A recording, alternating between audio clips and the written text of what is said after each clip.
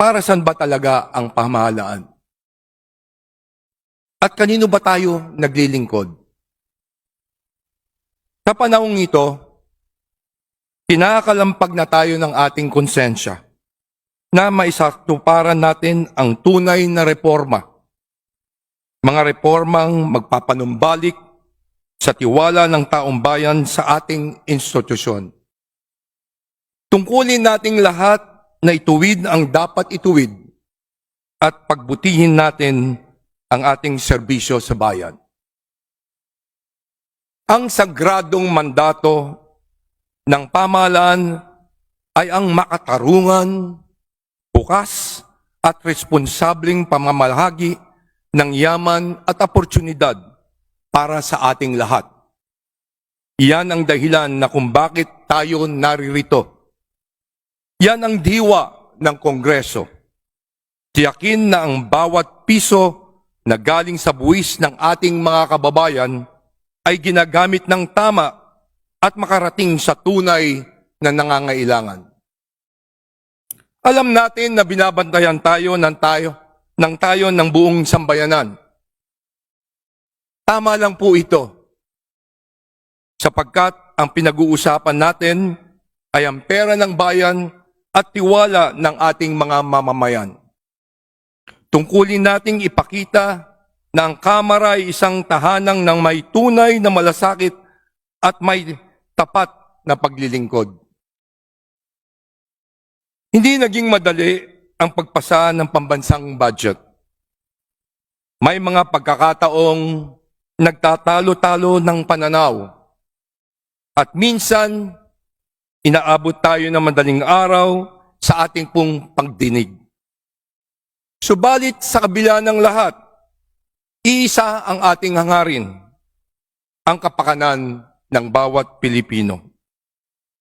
Sa ilalim ng budget na ito, tinugunan natin ang panawagan ng ating mahal na Pangulong Ferdinand Marcos Jr.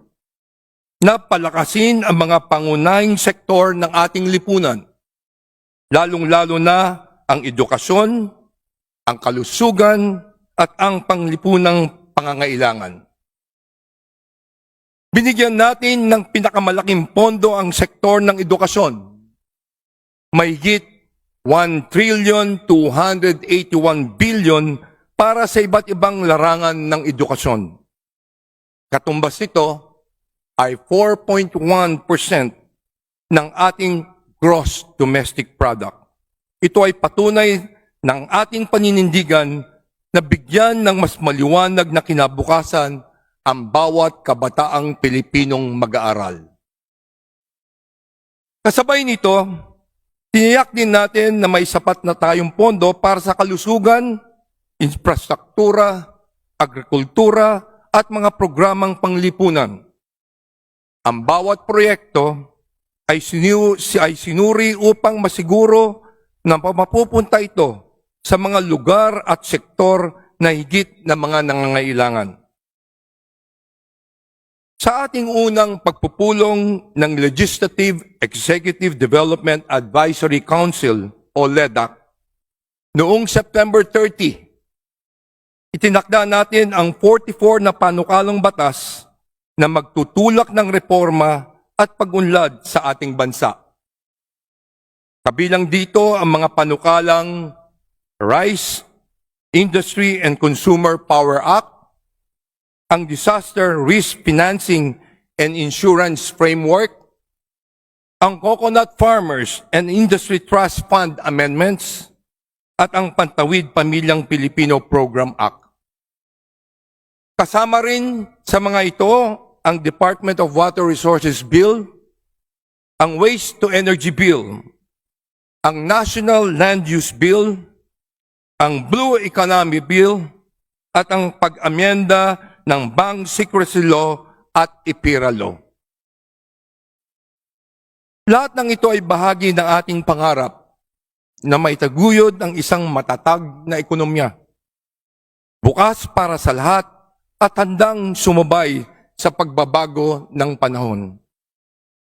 Mga minamahal kong kasama, maaaring hindi perpekto ang ating budget. Ngunit ito ay malinaw na simula ng bagong hamon sa ating paglilingkod. Ang unang hakbang sa ating paglalakbay tungo sa isang tunay na budget ng bayan at tapat sa sambayanan. Isang budget na ginawa sa liwanag, hindi sa dilim, na pinagtuunan ng sapat na oras at ng ibabaw ang puso at ang ating isip. Hindi ang pangsariling interes. Sa ilalim nito, walang naitago, wala ring tinago, at walang ibang layunin kundi tiyakin na ang bawat piso ng buwis ng ating mga mamamayan ay bumalik sa kanila